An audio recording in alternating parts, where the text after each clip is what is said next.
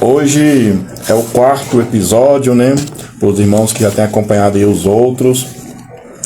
Este aqui já é o quarto e o tema de hoje é Destruindo Fortalezas.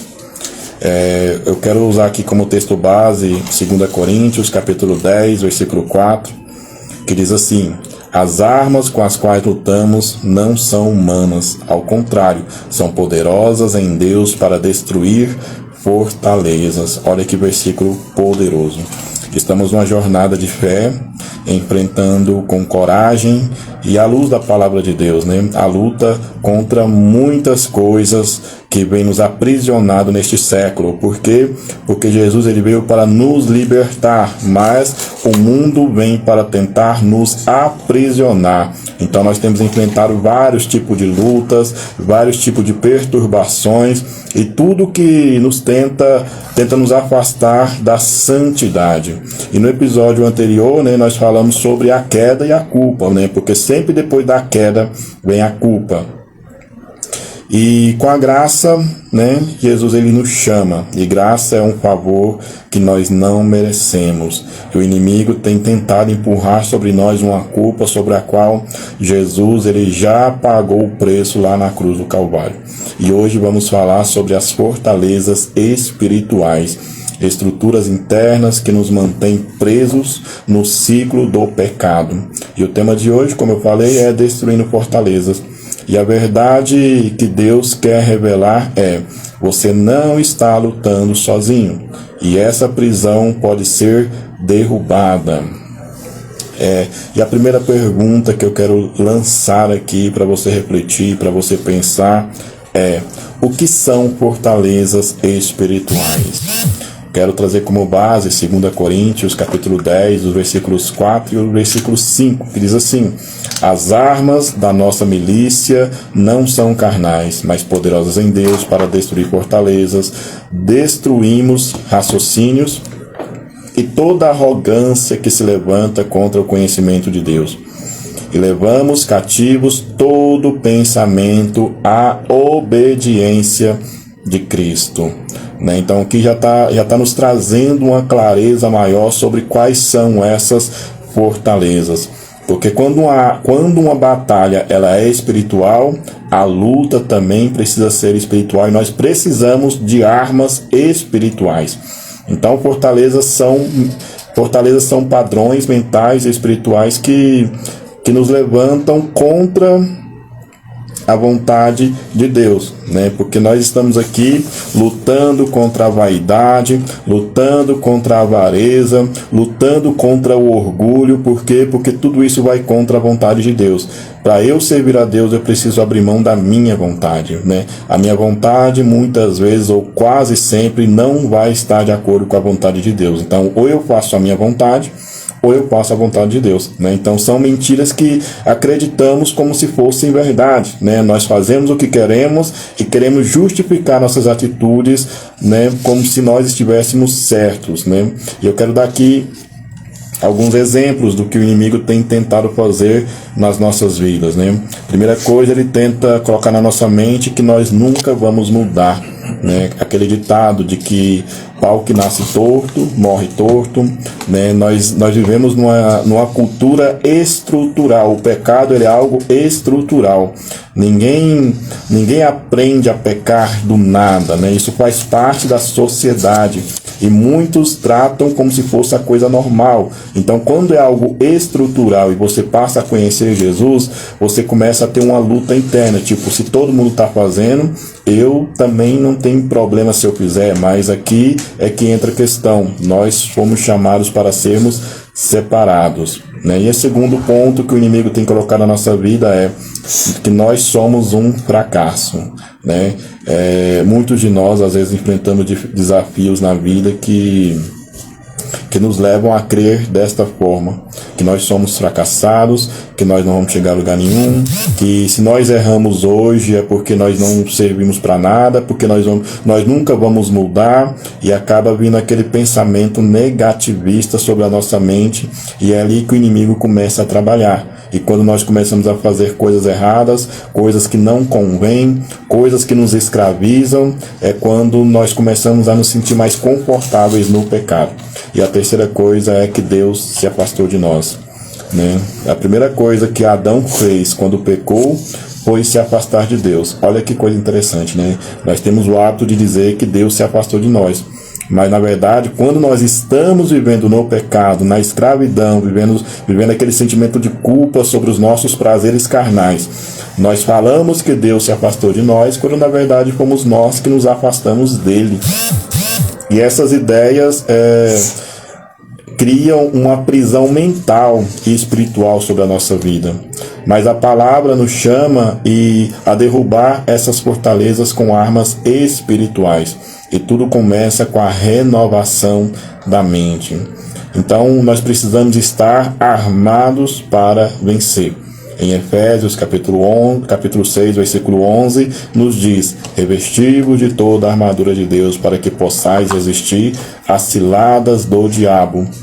A luta contra o vício é espiritual, né? E você precisa estar vestido para a guerra, né? Como diz o próprio apóstolo Paulo em Efésios. Ele fala que nós temos que nos revestir de toda a armadura de Deus. Aí depois que você se reveste, você vai estar forte para resistir às ciladas do inimigo, né? Então a armadura de Deus, ela tem 7 partes. E cada uma delas é uma defesa contra as mentiras do inimigo, né? A primeira parte é o cinturão da verdade. Está lá em Efésios capítulo 6, que acabamos de ler agora, né? A verdade de Deus precisa ser o centro da vida. A mentira te aprisiona, mas a verdade te liberta. E a segunda é a couraça da justiça, né? Não é sua justiça, é a de Cristo. Porque quando nós trabalhamos de acordo com a nossa justiça, nós somos falhos. Por quê? Porque nós vamos tentar nos favorecer, né? Porque aconteceu com Davi. Quando Natan chegou até Davi, contando a história de que um homem pobre tinha apenas um animal, enquanto o homem rico tinha vários, e aquele homem rico tomou o animal daquele que era pobre, e perguntou a Davi o que Davi deveria fazer, Davi lançou a justiça mais severa que poderia existir.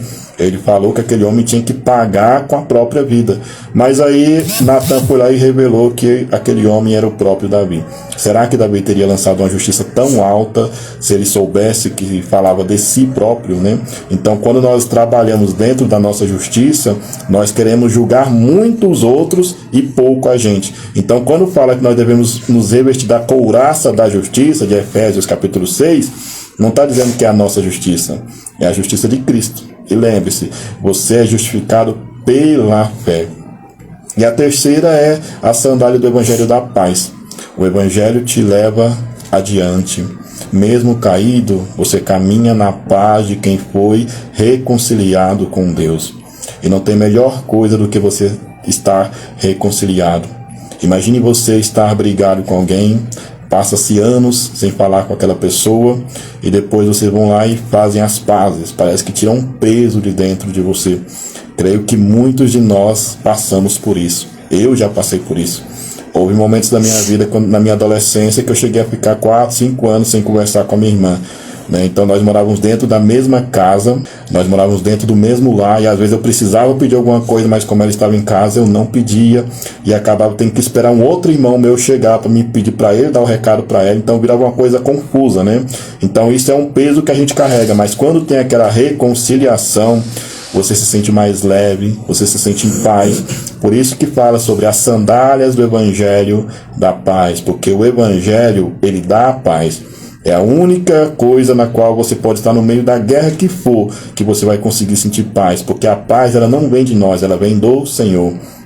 Então, mesmo caído, você caminha na paz de quem te reconciliou com Deus, porque você vai ter uma mão estendida para te levantar. E o 4 é o escudo da fé. Use a fé para apagar os dardos inflamados, pensamentos de tentação, condenação e desistência. O que nos mantém vivo é a fé. A nossa salvação é pela fé. Então, o que nos faz levantar da cama todos os dias é a fé.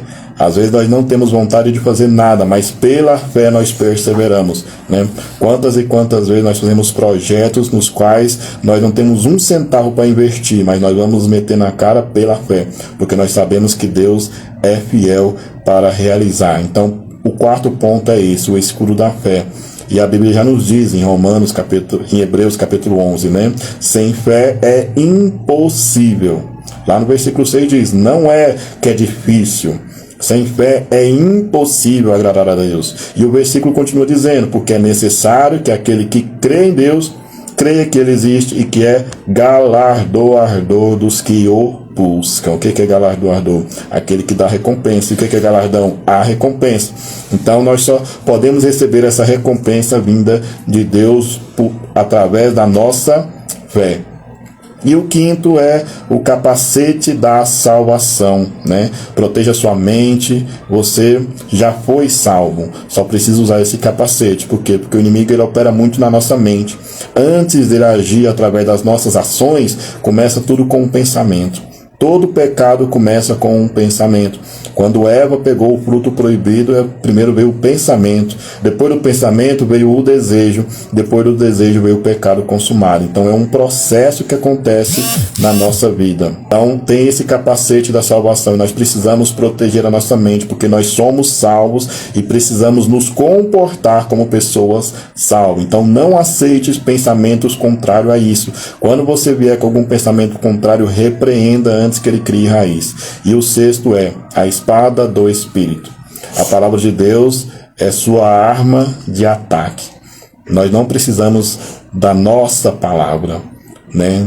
Há momentos em que nós somos condenados pelo homem, há momentos em que nós somos julgados, criticados, mas a própria Bíblia nos diz através do apóstolo Paulo, né? Lá em Romanos capítulo 8, versículo 31 a seguir, quem nos justifica é Deus. Então, quando nós usamos as nossas palavras para nos justificar, nós não conseguimos uma justificação perfeita. Mas quando nós usamos a palavra de Deus, não tem como contrapor, porque a palavra de Deus ela é perfeita.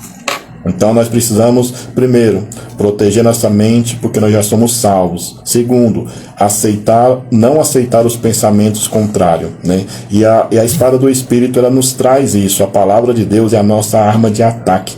Nós precisamos memorizar, declarar e meditar nela dia e noite. Porque haverá momentos em que nós não vamos ter uma Bíblia de papel perto da gente. E aí nós temos que nos apegar naquilo que nós conhecemos da palavra, né? Muitas vezes nós estamos passando por alguns momentos, estamos longe da nossa Bíblia, não podemos abrir ela, mas baseado naquilo que nós conhecemos da palavra, nós começamos a refletir e meditar que aquilo tudo é só um momento.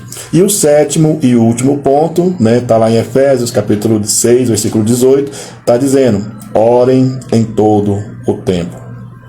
A oração é o fôlego do guerreiro, né?